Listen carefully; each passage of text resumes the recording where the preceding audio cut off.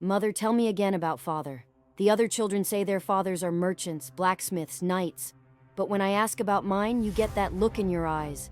That distant stare like you're seeing thunder before it strikes. Your father, child. He is not like other men. He was not born into nobility. He clawed his way up from the mud with his bare hands, carrying chains that should have crushed him. But instead of breaking under their weight, he learned to dance with them until they became his weapons. Was he truly a slave? He was. Bought and sold like grain in the marketplace. But there's a difference between being enslaved and being conquered. Your father was enslaved in body only. His mind became a fortress that no master could breach. You want to know what it means to transform? Let me tell you what no one else will. I was property, not metaphorically. Literally, I had a price tag carved into my back with a hot iron.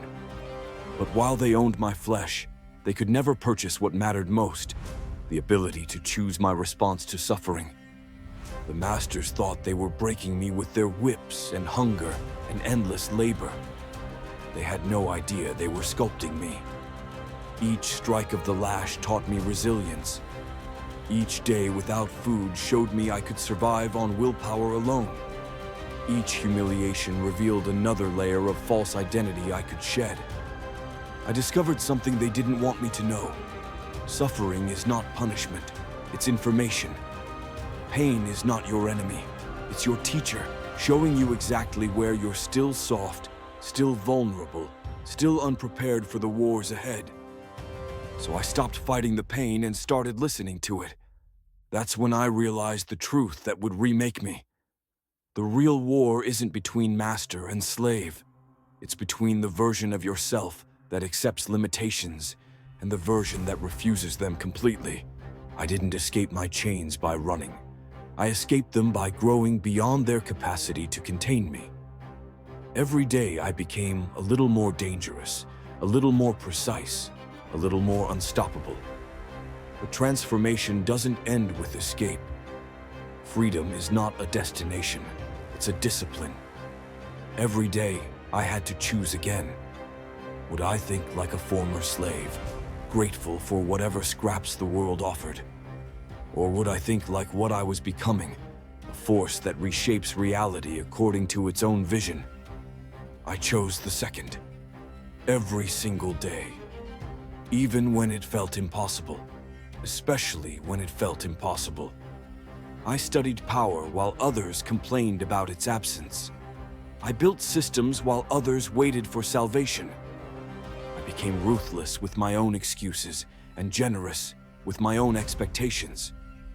I stopped asking the world for permission and started taking what was mine by right of creation.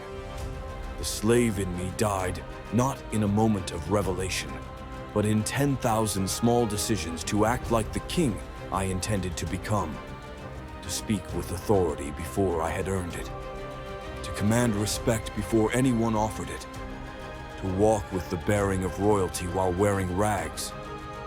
And slowly, reality began to bend to match my conviction. Now they call me unstoppable. They say I'm the war they can't end. But that's not because I'm cruel or violent. It's because I refuse to participate in the fiction that anyone else gets to determine my worth, my trajectory, or my limits. I am not fighting a war against the world. I am the war, the eternal conflict between what is and what could be, between settling and striving, between accepting your assigned role and writing your own script in blood and sweat and unshakable certainty. Every chain they put on you is an opportunity to prove they cannot contain what you're becoming. Every obstacle they place in your path is raw material for the monument you're building to your own possibility. You are not here to survive their systems. You are here to outgrow them so completely that they become irrelevant to your story.